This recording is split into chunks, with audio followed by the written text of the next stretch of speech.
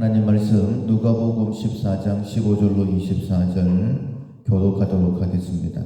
함께 먹는 사람 중에 하나가 이 말을 듣고 이르되 무릇 하나님의 나라에서 떡을 먹는 자는 복되도다 하니 이르시되 어떤 사람이 큰 잔치를 베풀고 많은 사람을 청하였더니 잔치할 시각에 그 청하였던 자들에게 종을 보내어 이르되 오소서 모든 것이 준비되었나이다 하며 다 일치하게 사양하여 한 사람은 이르되 나는 밭을 샀음에 아무래도 나가 보아야 하겠으니 청컨대 나를 양해하도록 하라 하고 또 한 사람은 이르되 나는 소 5겨리를 샀음에 시험하러 가니 청컨대 나를 양해하도록 하라 하고 또 한 사람은 이르되 나는 장가 들었으니 그러므로 가지 못하겠노라 하는지라 종이 돌아와 주인에게 그대로 구하니 이에 집주인이 노하여 그 종들에게 이르되 빨리 시내의 거리와 골목으로 나가서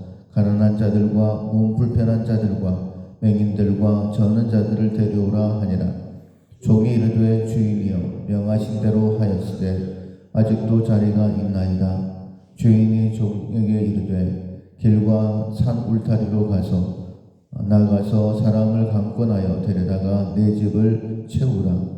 내가 너희에게 말하노니 전에 청하였던 그 사람들은 하나도 내 잔치를 맛보지 못하리라 하였다 하시니라. 아멘. 어떤 희생을 치르더라도 해낸다. 반드시 해낸다라는 제목으로 첫 번째 말씀 함께 나누도록 하겠습니다. 의지력 품성을 훈련하고 있습니다. 하나님의 뜻을 하나님의 때에 이루어 드리는 능력을 갖추는 품성입니다.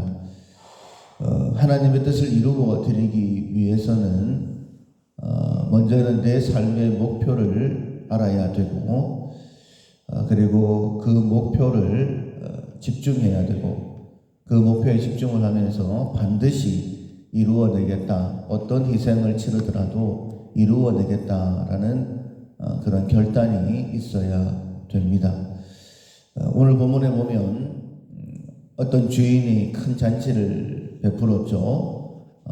언제 어느 때에 잔치를 합니다.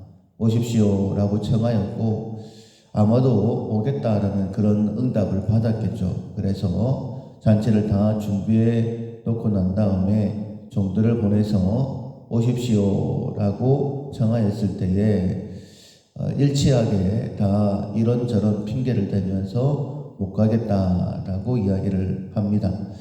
나름대로는 다 이유가 있는 핑계였지만은 이제 주인의 입장에서는 잔치를 베풀었는데 그 잔치 자리가 비어 있으면 안 되지 않습니까? 그래서 그 사람들 말고 몸 불편한 사람들을 데리고 와라라고 이야기를 합니다. 그리고 종들이 이런저런 사람들을 불러 모았는데 오히려 자리가 비었었죠. 그때에 주인이 다시 이야기를 합니다. 다시 나가서 보이는 대로 사람들을 데리고 와라 이렇게 이야기를 합니다. 그러면서 하는 말이 이전에 청함받았던 사람들은 오지 못할 것이다 이렇게 이야기를 하죠. 주인은 3번에 걸쳐서 사람들을 초청을 합니다. 그리고 초청받았던 사람들 중에서는 오지 않은 사람들도 있었었죠. 만약에 청함을 받았던 사람들이 주인이었다라고 한다면 그 잔치에 안 가지는 않았을 것입니다. 나와는 별로 상관없는 잔치에 참여하는 것보다는 밭에 나가보는 것이 그리고 안내를 기쁘게 해주는 것이 이런저런 일이 더 기쁘다, 더 중요하다라고 생각했기 때문이겠죠. 우리가 하나님의 뜻을 이루어 드리는 것도 마찬가지입니다. 하나님께서 나에게 맡기신 일이다. 어떤 일이 있다 할지라도 반드시 이루어내야 된다라는 생각을 가지지 못한다라고 한다면 정말 이런저런 이유로 인하여서 그 일을 해내지를 못하게 될 것입니다. 종들의 입장에서도 마찬가지죠. 물론 종들이기 때문에 자기들 생각대로는 할 수가 없습니다. 그런데 만약 주인의 마음을 가졌다라고 한다면, 또 주인의 뜻을 정확하게 알았다라고 한다면, 주인이 병든 사람들, 이런 사람들을 데리고 와라 라고 말하기 전에 그런 사람들을 데리고 왔겠죠. 이 잔치 어떻게든지 진행해야 되는데 빈자리가 있으면 안 된다. 그렇다면 청함받았던 사람들이 안 오기 때문에 다른 사람들을 데리고 와야지, 이런 마음을 가졌지 않겠습니까?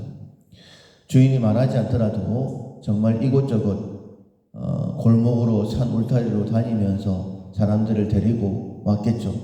그런데 주인의 뜻을 정확하게 모르고 주인의 마음을 몰랐기 때문에 그저 안 옵니다. 그래도 빈자리가 있습니다. 이렇게 얘기를 했을 것입니다. 내가 아니면 할 수가 없다. 반드시 해야 된다. 나 말고는 할 사람이 없으니, 이런 주인의식을 가지게 되어지면 분명히 우리 또한 하나님의 뜻을 이루어 드릴 수 있는 것이죠.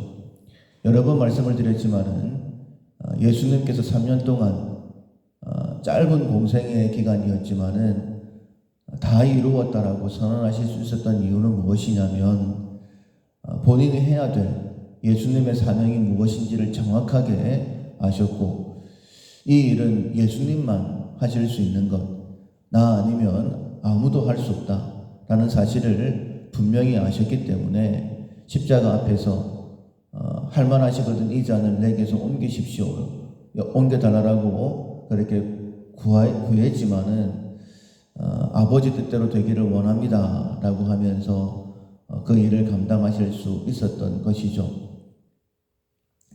오늘부터 이제 부흥회가 시작이 되어집니다. 부흥회를 준비하는 마음이 저와 여러분들은 다르겠죠.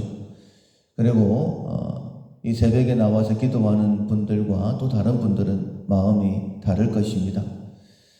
저는 이제 밤잠을 자지 못하고 준비를 하죠. 왜냐하면 이 강대상에 서서 하나님의 말씀을 대언해야 될 사람이 저이기 때문입니다. 제가 분명하게 스바냐서의 말씀을 통한 하나님의 뜻을 깨닫지 못한다라고 한다면 여러분에게 전달할 수가 없겠죠. 뿐만 아니라 하나님의 도우심이 없으면 말씀을 바르게 전할 수가 없으니까 기도하면서 계속해서 말씀을 전하는 것입니다. 그리고 기간이 정해져 있죠. 오늘 저녁 7시 30분부터입니다. 그렇다면 딱 시간이 오늘로 정해져 있기 때문에 어떤 일이 있다 할지라도 모든 준비를 끝내놔야 되는 것이죠. 왜냐하면 저 말고는 이 간대상에서 오늘 부흥회 때에 말씀을 전할 수 있는 사람이 없기 때문입니다. 그것처럼 오늘 하루 하나님께서 우리에게 생명을 주셨다라는 것은 나 말고는 할 수 없는 그 일이 있기 때문에 하나님께서 우리에게 오늘의 시간을 주신 것이죠. 그 일이 무엇인지를 알아야 되고 어떤 희생을 치르더라도 반드시 이루어내겠다라는 그 마음이 있어야지만이 하나님께서 원하시는 뜻을 이루어 드릴 수 있고 오늘 하루 정말 뿌듯하게 후회 없이 시간을 보낼 수 있게 되는 것입니다. 주인의 마음을 가지고 반드시 내가 해내야 된다라는 그 마음을 가지고 오늘 하루도 하나님의 뜻을 이루어 드리는 우리 모두가 될 수 있기를 주님의 이름으로 축원합니다. 아멘. 찬송가 459장 누가 주의 뜻을 따라, 459장 누가 주를 따라 함께 찬양하시겠습니다. 누가 주를 따라 섬기려는가, 누가 죄를 떠나 주만 따를까, 누가 주를 섬겨 남을 구할까, 누가 주의 뒤를 따라가려나, 부르심을 받아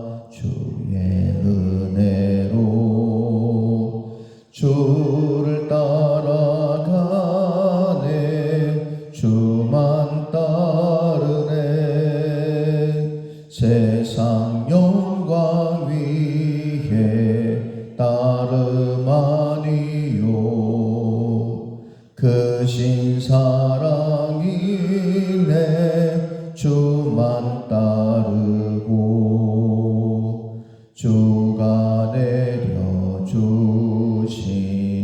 은혜 힘입어 주의 뒤를 따라 힘써 일하네. 부르심을 받아 주의 은혜로 주를 따라가네.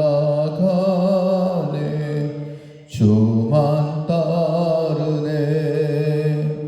환난 핍박만 원수 강하나 주의 용사